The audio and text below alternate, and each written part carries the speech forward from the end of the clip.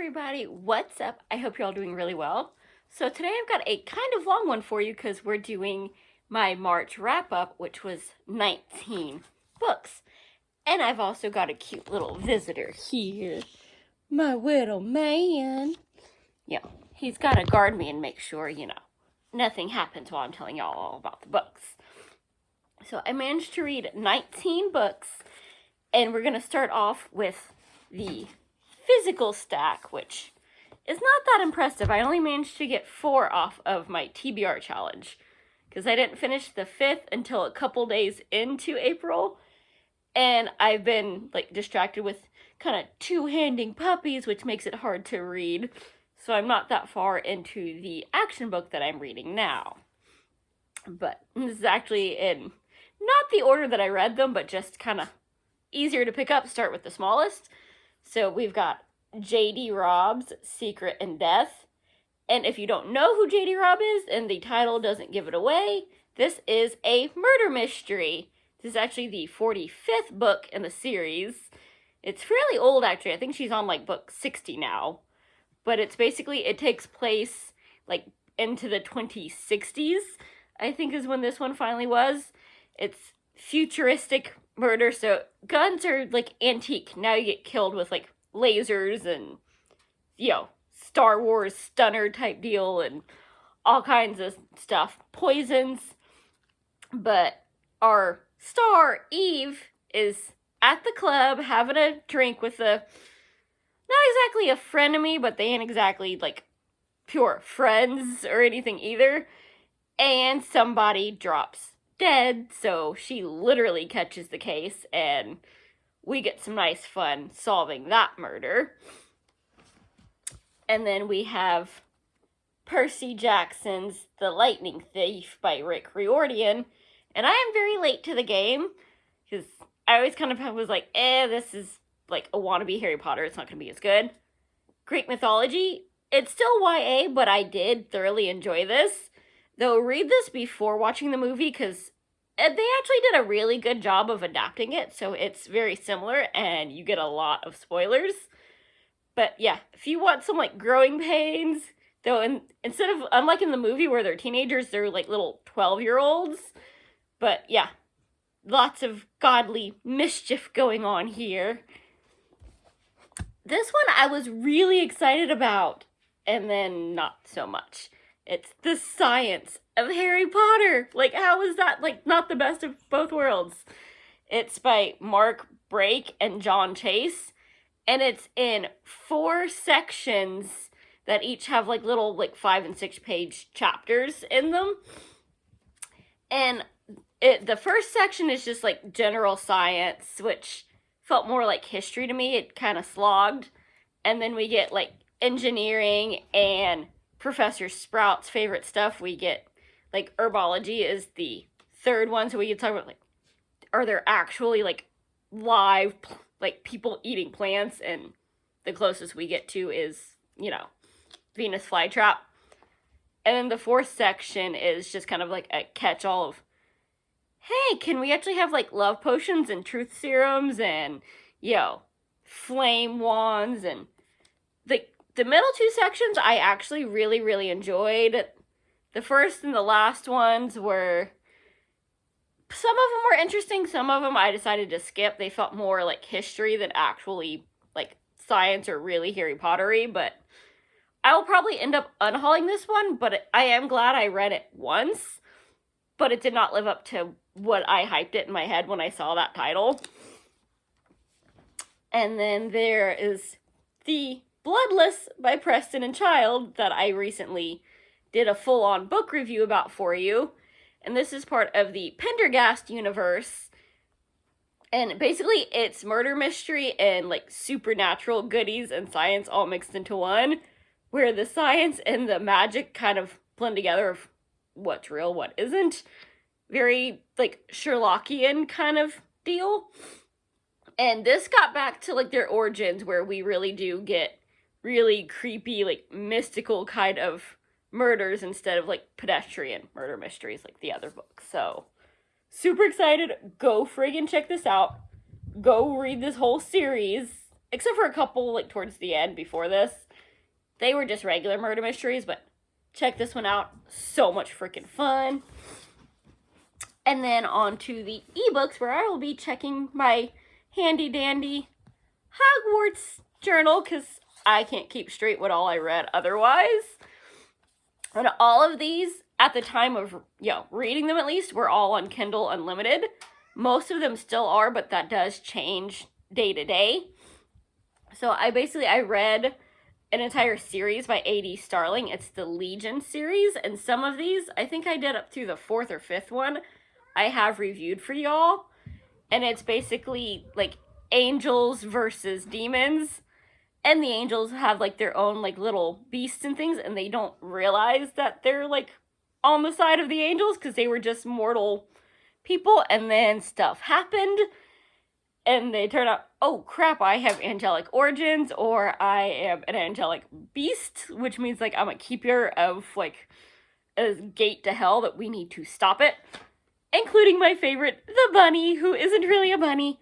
And he hates being petted, but he will totally play up cute fluffy tail little bun bun to get out of trouble for like peeing acid and a few other things. And the group keeps growing and getting sassier, and it's hilarious, it's magical, it's fights and fast-paced. Like, if you want a good versus evil, sarcastic urban fantasy, go check out that whole Legion series by A.D. Starling. And then I got into some Fairytales. Yes, I did. We have The Beast and the Enchantress by Camille Peters, and it's part of the Villains Ever After series. So, Beauty and the Beast, but the villain gets the happy ever after. Love it. And then in that same series, which it's 12 books written by a different author each time, is The Sultan and the Storyteller by Lachelle Slater, which I just did a review of that one for y'all. And again, it's, the villain is actually the good guy that gets the happy ever after. And if the title doesn't give it away, it's very like Aladdin, 1001 Nights vibes. I freaking loved it. I also read My Gingerbread Ever After by Erin Bedford. That was sadly a like one-off. Because normally I'm not like for the super smutty, but like the first half of it kind of teased at it, but mostly it's Hansel and Gretel, but grown up and freaking dirty, but the way that the dirty comes out is just hilarious. Like, I mean, we start off with our, witch trying to make candy bits and failing catastrophically and then having a hilarious curse. So, yeah, check out my review if you're really curious, or just go get that one. If you have a problem with foul language, don't, because there's a lot of that, but it's freaking hilarious. I also read Rapunzel and Robin Hood by Jessica Aaron, and I was super excited, especially because there's a sequel that's Little Mermaid and Hook, but yeah, I love fairy tales. If y'all can't tell, I have a whole playlist of reviewing fairy tale books, and there's a lot on this list, but I'm not into romance, and this one was very heavily romance, which was, at least to me, the more I think about how I should review this, the more unbelievable it feels.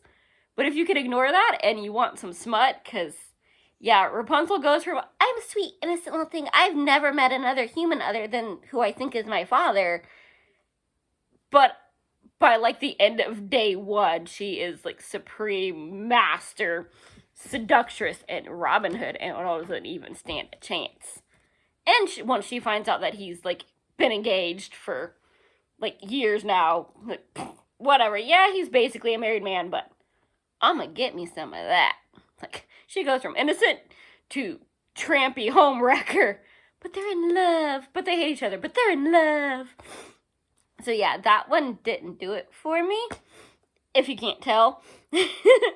And I also read Wolfish Charms, which is the second book in Ever Dark, Ever Deadly by Jenna Colette.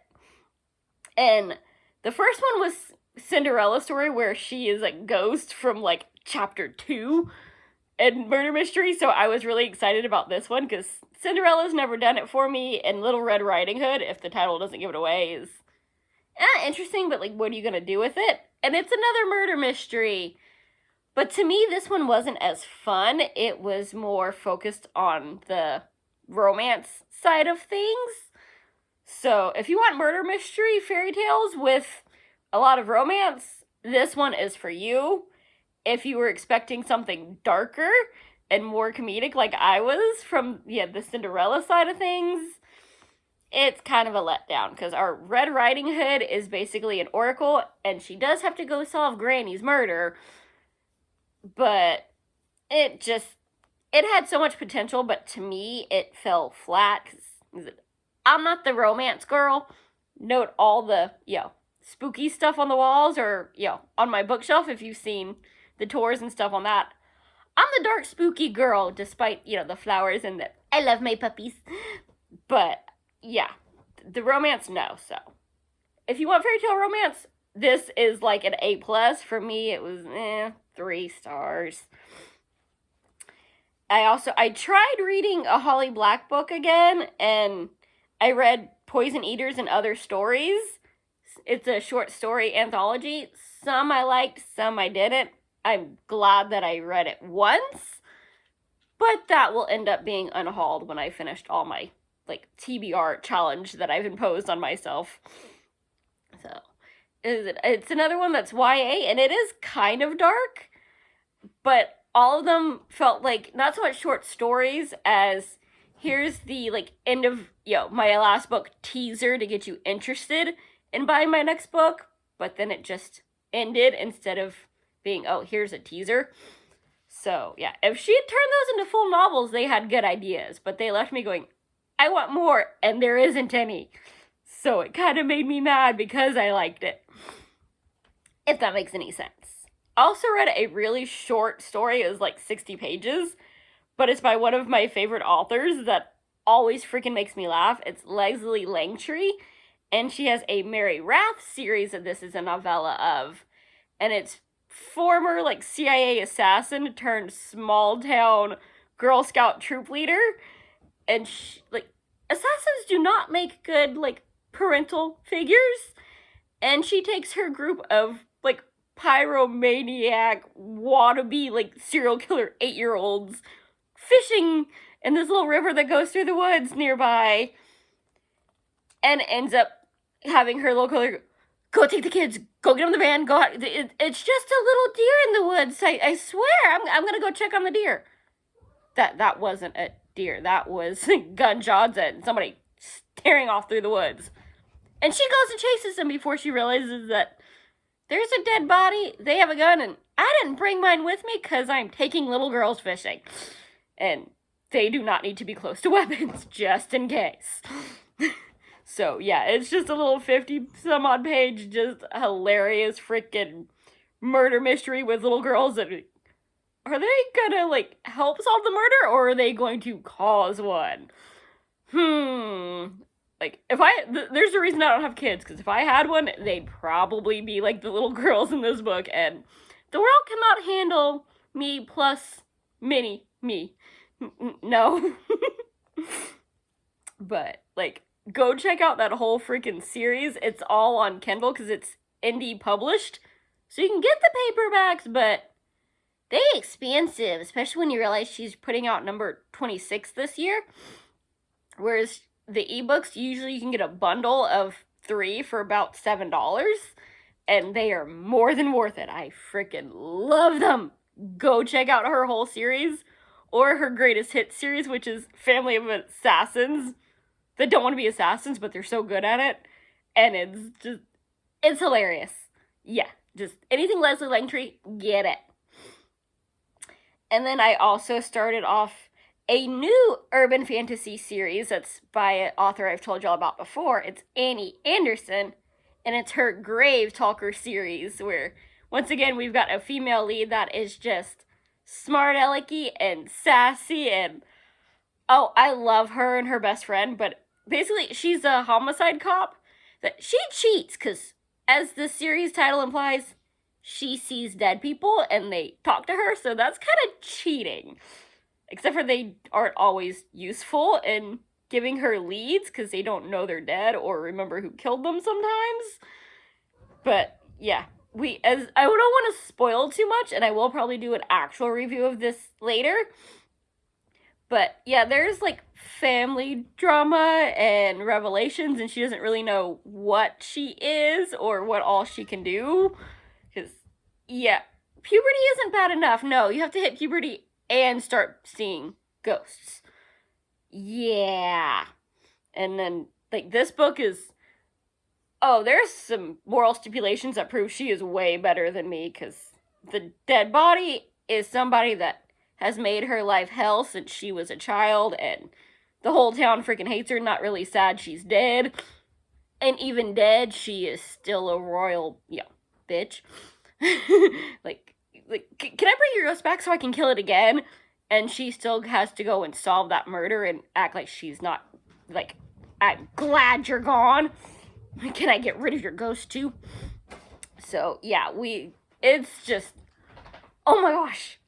Urban fantasy, there's ghosts, there's murder, there's family, there's relationships, there's snark, there's comedy. It's good. Like, you cannot go wrong with Annie Anderson. I kind of skipped one series just because it was a little too smutty for my tastes, but I still enjoyed the snark on it and the magic. So, if any of that seems up your alley, go check these out, because pretty much every one of them was good, or it was my own fault for reading something that wasn't really my style. It wasn't necessarily bad writing, bad plot. So I hope that introduced y'all to some books that you didn't know that you totally have to go read now. And I will see you soon. Bye. Happy reading.